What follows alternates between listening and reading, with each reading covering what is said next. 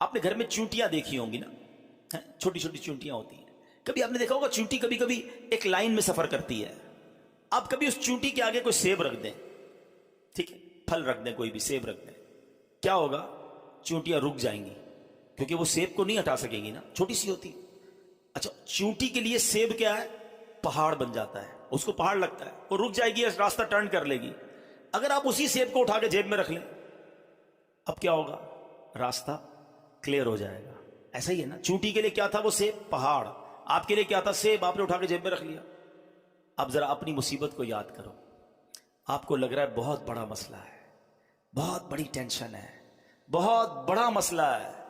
سچی بات یہ تمہارے لیے پہاڑ ہے، میرے رب کے لیے کچھ نہیں ہے، میرے مالک کے لیے کچھ نہیں ہے.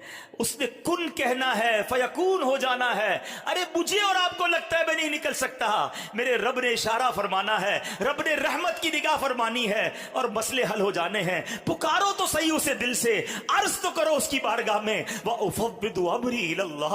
اے اللہ میں اپنے سارے کام تجھے سونپتا ہوں. میں تھک گیا، میں ہار مانتا ہوں، میں کچھ بھی نہیں ہوں. مالک میں نے بڑی کوشش کر لی، میں نے بڑے راستے نکال لیے، میری اوقات کچھ نہیں، سب تیرے ہاتھ میں ہے. اے کریم، اب تو چاہے گا تو میری مشکل حل ہونی ہے. کبھی اکیلے میں آنکھیں بند کر کے اللہ کی رحمت کا تصور جما کر کبھی اپنے مالک کی بارگاہ میں عرض کرنا، وَأُفَوِّضُ أَمْرِي إِلَى اللَّهِ. اے اللہ میں اپنے سارے کام تجھے سونپتا ہوں. ان اللہ بصیر بالعباد. اے اللہ تو دیکھ رہا ہے تیرا بندہ کس حال میں ہے، تیرا بندہ کس تکلیف میں ہے، تیرا بندہ کس بے قراری میں ہے. مجھے ایک بات کا جواب دیجئے، کبھی زندگی میں ایسا ہوا ہوگا کہ آپ جب چھوٹے ہوں گے، پریشان ہوں گے، رات کو نیند نہیں آتی ہوگی، آپ پریشان ہو کر اپنی ماں کے پاس گئے ہوں گے. ماں سو رہی تھی، ماں کو کہا ماں میں پریشان ہوں، میرے ساتھ یہ ٹینشن ہے، مجھے نیند نہیں آ رہی. آنکھوں میں آنسو لے کر جب ہم ماں کے پاس گئے، سچ بتاؤ ماں نے کیا کیا؟ کروٹ بدل کر ماں سو گئی کہ بیٹا تیرا کام تو جان؟ نہیں، ماں بھی اٹھ گئی. ماں نے سینے لگایا، ساری رات دعائیں دیتی رہی، جو بن پڑا ماں نے کیا. مجھے بتاؤ جب میری ماں نے مجھے بے قرار دیکھا تو تنہا نہ چھوڑا. تو جو ماں سے زیادہ چاہنے والا مالک ہے، جب کبھی میں تہجد میں اٹھ کر بستر چھوڑ کر اپنی جا نماز بچھا کر 2 رکعت پڑھ کر ہاتھ اٹھاؤں گا اور میری آنکھوں میں آنسو ہوں گے اور رب سے کہوں گا مولا پھنس گیا ہوں، مولا پریشان ہوں، اللہ بیماری نے گھیر لیا ہے، اللہ گناہ نہیں چھوٹ رہے، مالک میرے ساتھ کاروبار کا مسئلہ ہے، میرے گھر میں لڑائی جھگڑے ہو گئے ہیں، اے اللہ اولاد نہیں ہے، اولاد تو ہے مگر مالک اولاد پریشان کر رہی ہے، میرا بچہ ہے مگر بیمار ہے، اے اللہ بچہ ہے مگر قرآن یاد نہیں ہو رہا ہے. ارے کہو نا مالک سے، مجھے بتاؤ کون ہے حل المشکلات، کون ہے مصیبتوں کو ٹالنے والا، کون ہے دینے والا؟ یہی مسئلہ ہے. اپنی فائلیں لے کر ہم دنیا والوں کے دروازوں پر تو پہنچ جاتے ہیں، ہاتھ اٹھا کر اللہ کی بارگاہ میں نہیں عرض کرتے. ارے دنیا والے تو بڑے عجیب لوگ ہیں، ملنا ہو تو ٹائم نہیں ملتا، بڑے آدمی سے ملنا ہو اپوائنٹمنٹ لینا پڑتا ہے، صاحب بیزی ہے کل آنا، کل نہیں پرسوں آنا. غریب آدمی کو دھکے کھلائے جاتے ہیں اور اگر موقع مل بھی جائے 1-2 منٹ کا ٹائم ملتا ہے، بے رخی سے بات سنی جاتی ہے، ایک بار کے بعد دوبارہ ٹائم نہیں ملتا. یہ دنیا کے وزیروں، یہ دنیا کے افسروں کا حال ہے. ارے آؤ میں بتاتا ہوں جس نے کائنات بنائی ہے، جس نے ہم سب کو بنایا ہے، جو خالق کے کائنات ہے، جو بادشاہوں کو بادشاہی دینے والا ہے، جب اس سے بات کرنی ہے کوئی اپوائنٹمنٹ کی ضرورت نہیں ہے، کوئی سیکرٹری کی ضرورت نہیں ہے. ارے جب اللہ سے بات کرنی ہے سر جھکاؤ اور ہاتھ اٹھا لو اور بات کرنا شروع کر دو، جو دل میں ہے کہنا شروع کر دو، وداؤٹ اینی سیکرٹری، بغیر کسی اپوائنٹمنٹ کے. اپنے رب سے باتیں کیوں نہیں کرتے؟ دعا کو سمجھو تو صحیح یہ کیا ہے. شیر خدا مولا علی کرم اللہ تعالی وجہ الکریم کیا خوب فرماتے ہیں جب میرا جی چاہتا ہے، جب میرا جی چاہتا ہے اللہ مجھ سے بات کرے تو میں قرآن پڑھنے لگ جاتا ہوں. قرآن کس کا کلام ہے بتاؤ نا؟ کلام اللہ ہے، پڑھو نا قرآن. اللہ تم سے خطاب فرما رہا ہے، اللہ تم سے کلام کرتا ہے.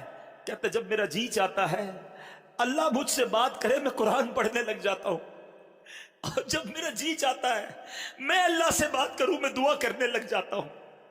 کیوں نہیں کرتے اللہ کی بارگاہ میں باتیں؟ ہے ادھر نماز پڑھنے کا ٹائم نہیں ہے، نماز پڑھ لی تو دعا کرنے کا ٹائم نہیں ہے۔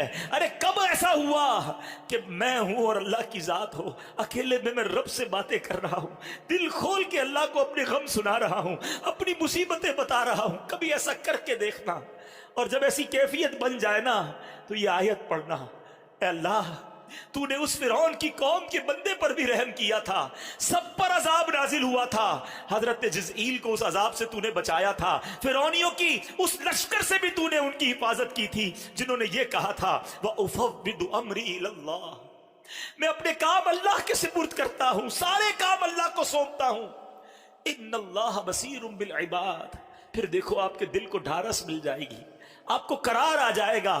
وہ بندہ نہیں کہتا میں وزیر اعظم کو فائل دے آیا ہوں، ہاں بڑے منسٹر صاحب کو فائل ریسیو کروا کے آ گیا ہوں۔ ارے جب تم یہ پڑھو گے نا دل کو یہ امید بن جائے گی اللہ کی بارگاہ میں فائل جمع کرا دی ہے، اپنے کام سونپ دیے میں نے، قبول حاکمین کی دربار میں عرضی پیش کر دی ہے، اور وہی سنوارنے والا ہے، وہی معاملات سدھارنے والا ہے۔ اب آخری بات، کبھی کبھی ایسا ہوتا ہے کہ بندہ دعائیں کرتا ہے، مسئلہ حل نہیں ہوتا ہے، وہ چیز ملتی نہیں ہے۔ اب جب یہ نہیں ملتی نا تو اب انسان کی کیفیت بدلتی، شیطان ہے نا کہ تیری دعا تو سنی نہیں جاتی، اتنی دعائیں کی، مزار پہ جا کے بھی دعا کی، مکے جا کے بھی دعا کی ہے، مدینے جا کے بھی دعا کی، فلاں بزرگ سے بھی دعا کرائی، مسئلہ تو حل نہیں ہوا، نہ بیٹا ملا، نہ اولاد ملی، نہ کاروبار ٹھیک ہوا، نہ وہ پریشانی دور ہوئی۔ وہ مولانا صاحب تو کہہ رہے تھے دعا کرو مسئلہ حل ہو جائے گا۔ اب یہاں شیطان بندے کو اللہ سے دور کرتا ہے۔ اب یہ تھوڑا سا نقطہ سمجھ جاؤ گے نا تو اللہ سے پیار اور بڑھ جائے گا۔ آج میں چاہتا ہوں میرے سارے بھائی اپنے رب پر بھروسہ لے کے جائیں، اللہ سے محبت لے کے جائیں، سب سے زیادہ پیار اپنے مالک سے کرو، وہ ہمارا مالک ہے، ہمارا خالق ہے۔ میں تو بے لباس پیدا ہوا تھا، اس نے لباس دیا، بولنے نہیں آتا تھا، گونگا نہیں بنایا، اس نے زبان بھی دی، اندھا بھی نہیں بنایا، آنکھیں بھی دی، بہرا بھی نہیں بنایا، کان بھی دیے، عزت بھی دی، شہرت بھی دی، دولت بھی دی، کروڑوں سے اچھا بنایا، مگر میں اسی سے بدگمان رہوں، میں اسی کے بارے میں ڈبل مائنڈڈ رہوں، اللہ سے ہی محبت نہ کروں، پھر تف ہے میری زندگی پر۔ کاش مجھے سب سے زیادہ اپنے مالک سے محبت ہو جائے، اپنے مالک پر بھروسہ آ جائے۔ یہ شیطان تمہیں اپنے رب سے دور کرتا ہے۔ اب جب کبھی ایسا خیال آئے نا یار میں تو نماز بھی پڑھتا ہوں، میں تو دعائیں بھی کرتا ہوں، مسئلہ حل کیوں نہیں ہوتا، تو اب سنو میں آپ کو ایک دنیاوی اگزامپل کے ذریعے سمجھاتا ہوں۔ ایک والد ہو، آپ بھی والد ہوں گے، بڑے بھائی بھی ہیں بیٹھے ہوں گے، اور جب آپ کا چھوٹا بیٹا یا بھائی آپ کے سامنے بیمار ہو جائے، بخار ہو، اس کو گلا خراب ہو اس کا، اور وہ رونے لگے کہ مجھے آئس کریم کھانی ہے، مجھے جوس پینا ہے، ٹھنڈا جوس پینا ہے، کیا کریں گے؟ کھلائیں گے آئس کریم اس کو؟ ذرا جواب دیجئے، جوس پلائیں گے؟ وہ رو رہا ہے آپ کے سامنے، بہت رو رہا ہے، اچھا اب بالکل آپ کے برابر میں آپ کا ایک دوست بیٹھا ہے، وہ کہے یار کیسے ظالم باپ ہو یار، بچہ رو رہا ہے کیوں نہیں دے رہا آئس کریم اس کو، رو رہا ہے دے دو اس کو، شربت پلا دو۔ آپ کیا جواب دیں گے؟ میں باپ ہوں، مجھے پتا ہے کب اس کو کیا دینا ہے، ابھی دوں گا نا تو بیمار ہو جائے گا، گلا اور خراب ہو جائے گا، اس کو اور پرابلم، رونے دو اس کو، اس کا رونا ٹھیک ہے، اگر اس کو کھلا دیا تو یہ اور بیمار ہوگا۔